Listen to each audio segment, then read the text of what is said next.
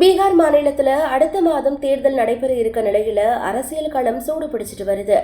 India கூட்டணியில இடம்பெற்ற ஓவைசியோட கட்சி தனித்து போட்டியிடுவதா அறிவிச்சிருந்தாங்க.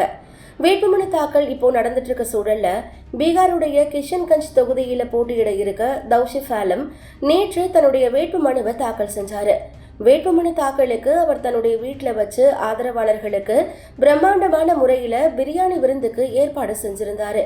இந்த விருந்துல கலந்துக்கிறதுக்காக ஆலம் வீட்டுக்கு முன்பு 10,000க்கும் மேற்பட்டோர் திரண்ட நிலையில பிரியாணி பொட்டலங்களை நீயா நானான்னு அள்ளி செல்ல ஒருவருக்கொருவர் இடையில தள்ளுமுள்ளு ஏற்பட்டிருக்கு.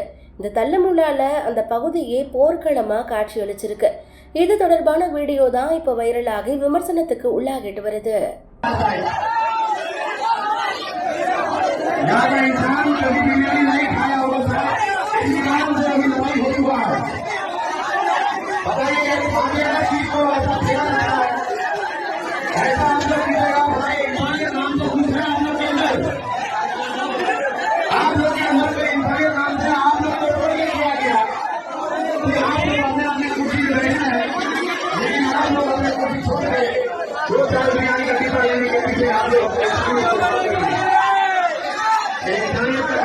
भाइयों